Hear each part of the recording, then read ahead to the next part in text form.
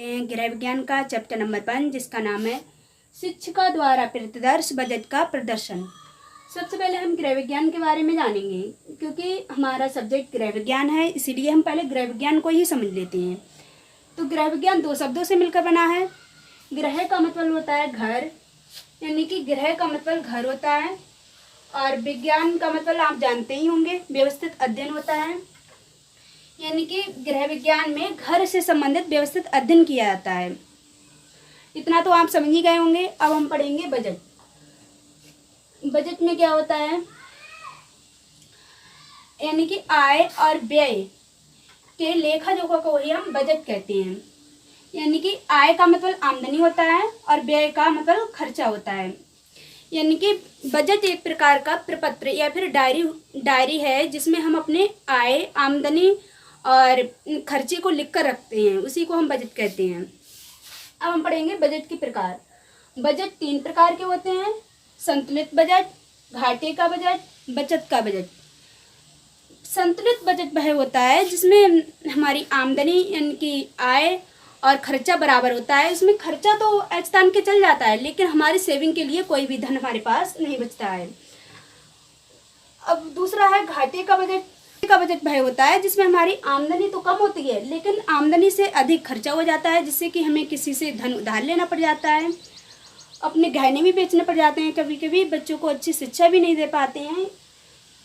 अब है बचत का बजट। बचत का बजट वह होता है जिसमें आमदनी अधिक होती है और खर्चा कम होता है, जिससे कि हमारे पास कुछ धन सेविंग के लिए बच जाता है, जिससे हम उसे आगे चल के किसी और काम में लगा सकते हैं। जैसे बच्चों को अच्छी शिक्षा दे सकते हैं, गाड़ी खरीद सकते हैं, शादी में लगा सकते हैं।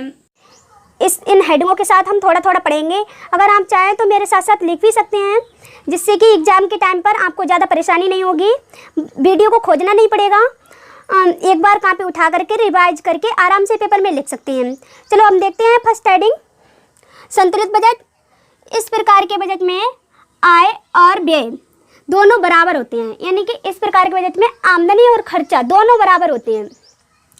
इस प्रकार का बजट अपनाने वाला परिवार अपनी वर्तमान आवश्यकताओं की पूर्ति तो कर सकता है, लेकिन वह हमेशा चिंतित रहता है। चिंतित वो इसलिए रहता है क्योंकि उसके पास सेविंग के लिए कोई भी धन नहीं बचता है।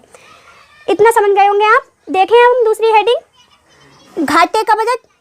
इस प्रकार के बजट में, यानी कि इस प्रकार के बजट में आय कम और व्यय अधिक होता है। यानी कि इस प्रकार के बजट में आमदनी कम होती है और खर्चा आमदनी से अधिक हो जाता है, जिससे इस प्रकार का बजट अपनाने वाले परिवार को धन उधार लेना पड़ जाता है, जिससे आर्थिक संकट का सामना करना पड़ता है। ये भी समझ गए होंगे आप।